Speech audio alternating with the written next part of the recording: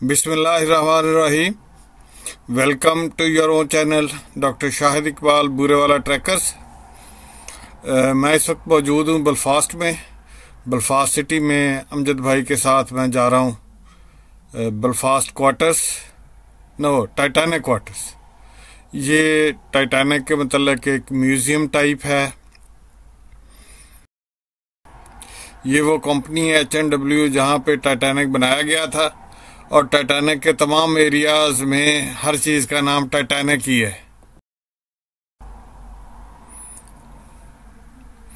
मैं इस वक्त मौजूद हूँ टाइटैनिक क्वार्टर्स के बाहर, लेकिन अनफॉर्चुनेटली मेरा माइक पता नहीं ख़राब टेक्निकल रीजन की वजह से हो गया था, तो आवाज़ रिकॉर्ड नहीं हो सकी। तो टाइटैनिक 1912 में यहाँ बेलफास्ट में बनाया गया था। ये इसकी कुछ 6 साल लगे थे इसको, और ये पहली दफ़ा बेलफास्ट से चला था। और आए देखते हैं आपको हिस्ट्री। यहाँ से ये साउथहैम्पटन गया था, वहाँ से आयरलैंड की एक बंदरगाह गया था, और वहाँ से अमेरिका जाना था इसने।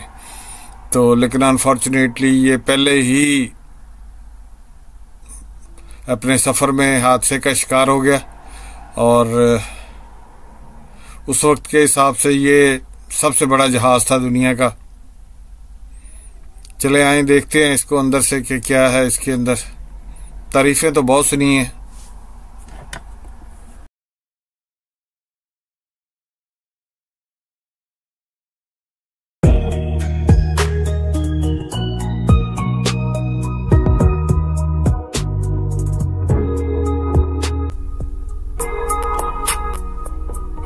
यूरोप में कहीं भी चले जाएं इस तरह किसी भी स्टोर पे, तो पहला सामना उसकी शॉप से होता है। एक शॉप भी होती है सबसे नीचे, और उसके साथ ही एक कैफे भी बनाया गया होता है। तो चले आए पहले इसका शॉपिंग सेंटर ही देख लेते हैं।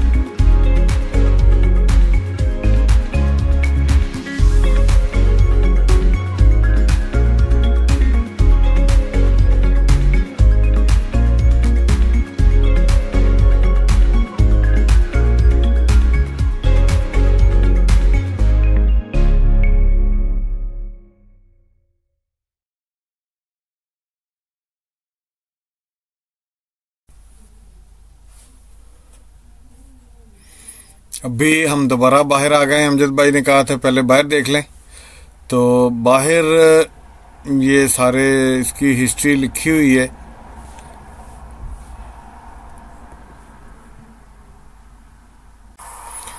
बेलफास्ट में शिप ब्रेकिंग का आगाज 1700 के करीब हुआ।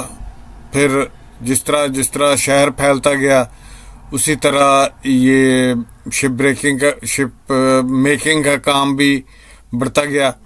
तो इन पोस्टर्स के जरिए पूरे शहर की हिस्ट्री कि किस तरह वो शुरू हुआ, किस तरह फैला, तो ये सारा बताया गया है। पढ़ने लगूं तो बहुत टाइम लग जाएगा। यहाँ पे आप इसको देख सकते हैं और पूरी हिस्ट्री बयान की गई है शिप मेकिंग की। बहुत बड़ा सेंटर था माजी में और आइंदा के मंसूबे भी। चले आए, अंदर चलते हैं।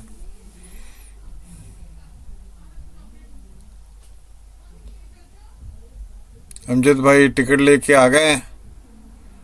तो म्यूजियम ऊपर से शुरू होता है।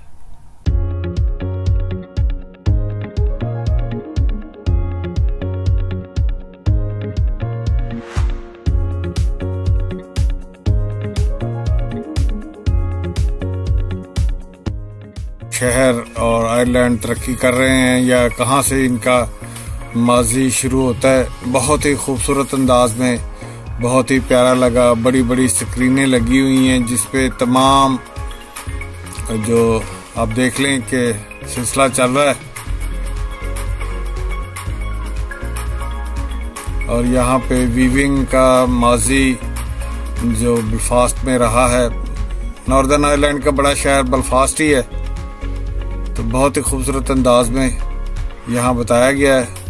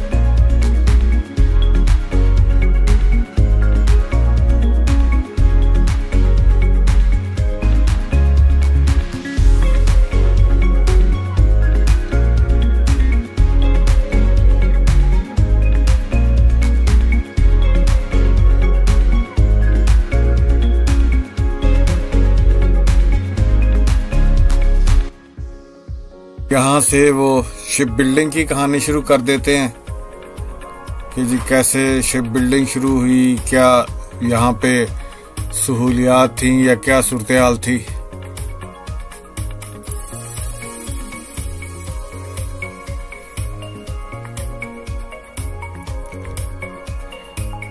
बेलफास्ट बहुत बड़ी बंदरगाह भी थी आयरलैंड की।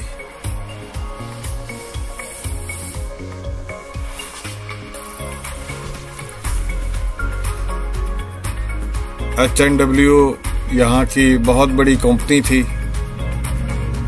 और उसने फिर सोचा कि दुनिया का सबसे बड़ा जहाज बनाया जाए। उस दौर में सी शिपिंग बहुत ज़्यादा होती थी। मुसाफिर ज़्यादातर सी के ज़रिए ही सफ़र करते थे।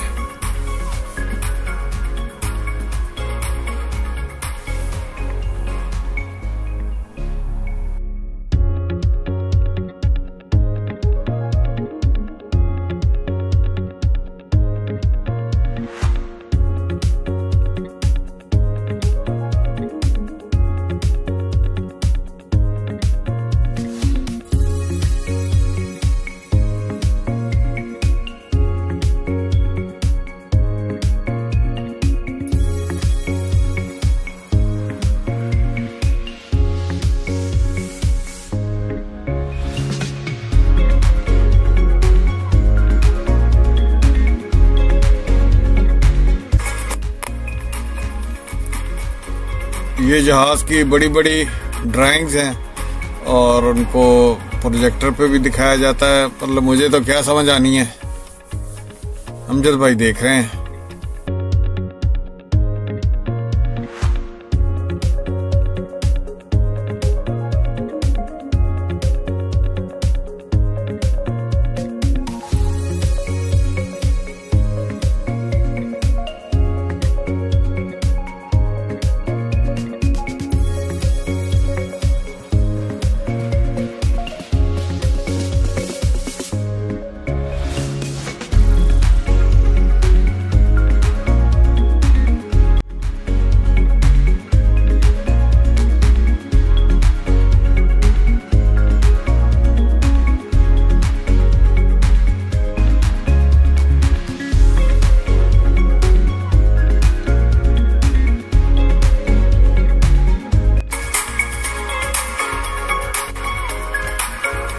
ये क्लॉक मुझे बहुत खूबसूरत लगा, बहुत प्यारा था डिजाइन इसका।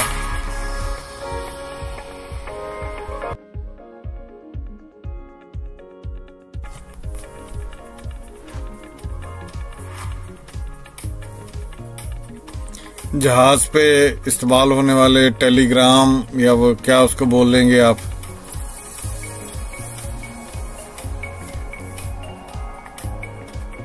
यहाँ पे मतलब बरतानिया और अमेरिका के दरमियान जहाजी रास्ते देखें जरा।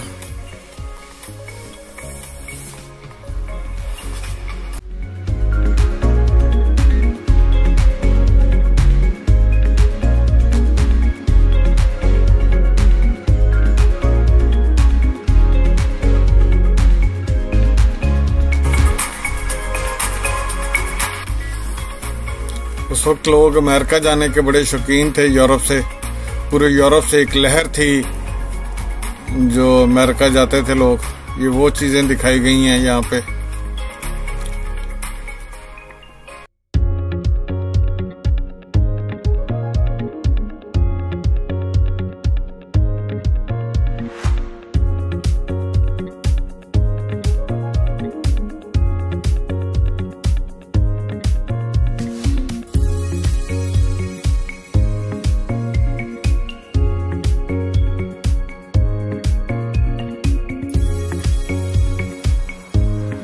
ख्याल में हाँ सिगरेट ही है।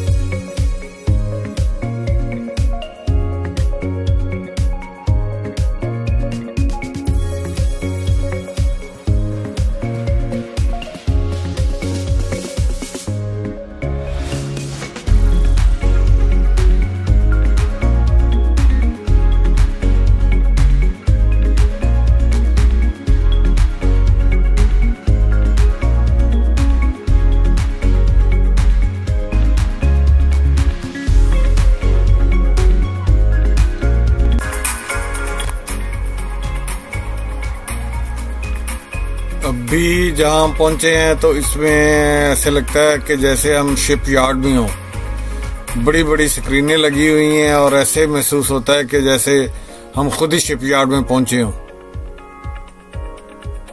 आवाजें भी आ रही हैं।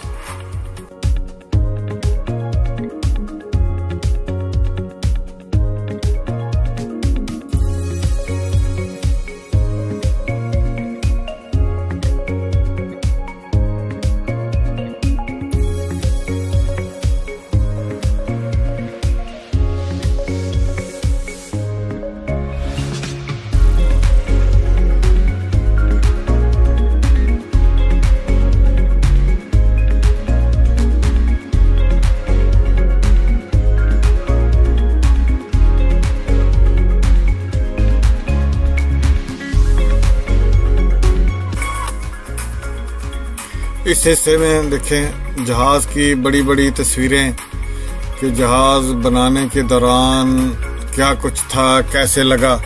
अब पता नहीं ये तस्वीरें असल हैं कि या बाद में बनाई गई हैं। बहरहाल व्यू बड़ा अच्छा लग रहा है, बड़ा मतलब जहाजी साइज की तस्वीरें हैं। और सूरत हाल देखें जरा।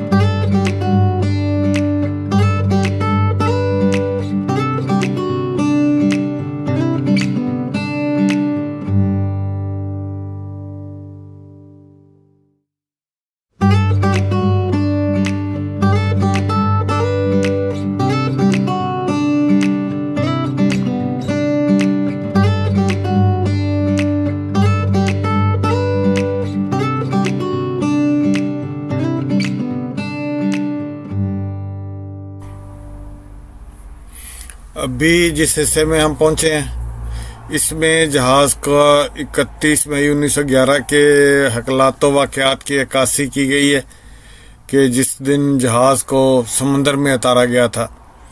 तो ये वाक़या बलफास्ट में ही हुआ था और इसमें तस्वीरों के ज़रिए, स्क्रीन्स के ज़रिए और ये सारा दिखाया गया है।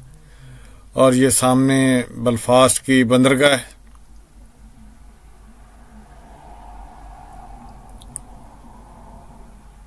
वो स्टेना लाइन का जहाज भी नजर आ रहा है।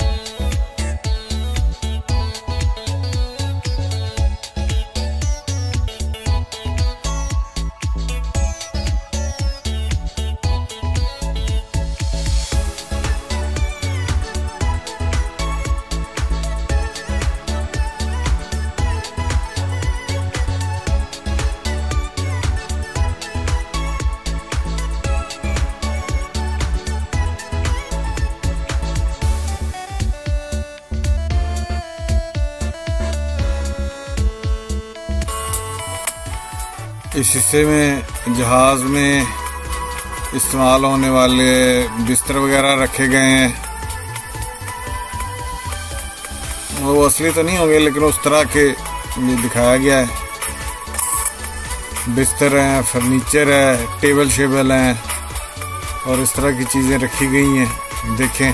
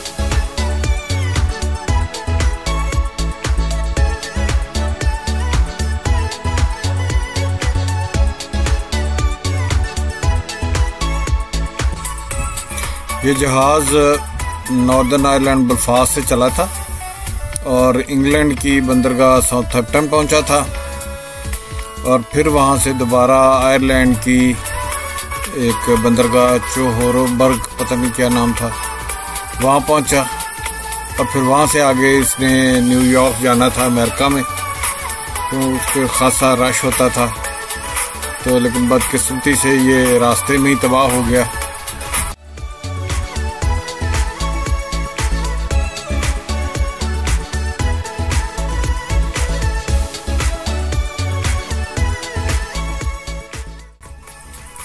यहाँ तो ऐसे लगता है जैसे जहाज के डेक पे ही बैठे हो। सामने ये देखें, स्क्रीन पे समुंदर दिखाया गया है और ऐसे लगता है जैसे जहाज पे ही बैठे हो।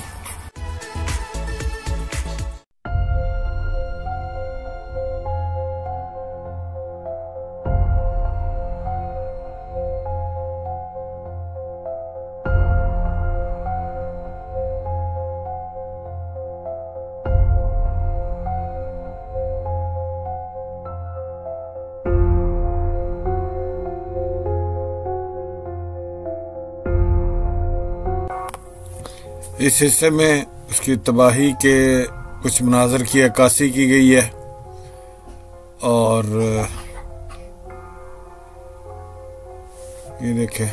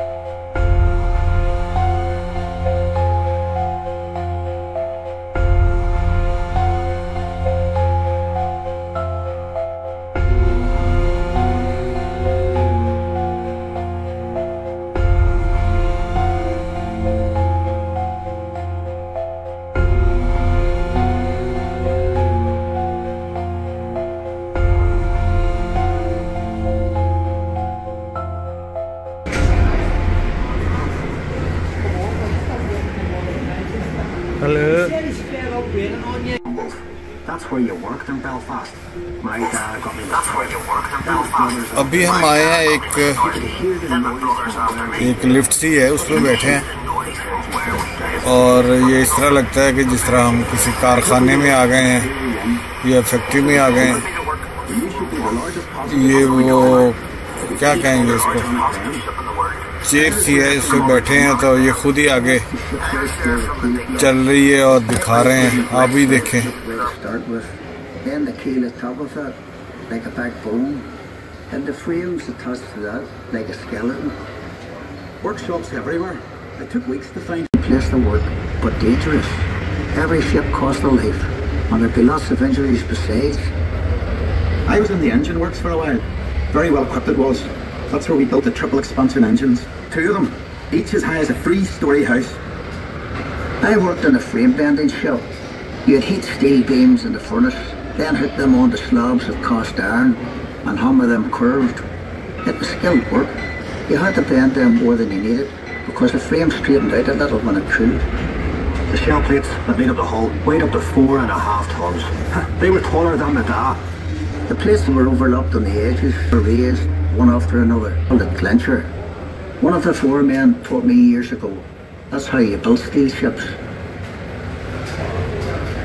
I worked as a heater boy. You had to heat the rivets on a wee plate. You pump the bellows till the rivet was white hot. Then you get a hold of it with your tongs and throw it up to the catcher. And he put it in the hole in the plate with the holder up. There were 2 of us on the other side of the plate with the holder up. We had to hammer the rivet so it filled the hole before it turned dull red. The double bottom. That's a wee space we call the tanks, made up of steel plates. The rest of the rivet squad. जैसे जहाज के ना वो नीचे वाले engine वाले हिस्से में हो। One of the foremen would check each rivet with a special hammer. If it made a ringing sound, we'd have to go back and chase it out after work. I'd get scared working down in that double bottom.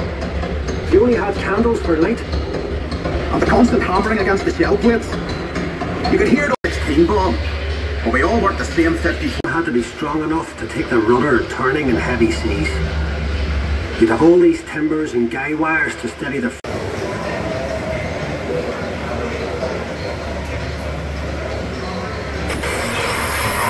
लो जी, सफर हमारा मुकम्मल हुआ। उतर आए हैं हम नीचे।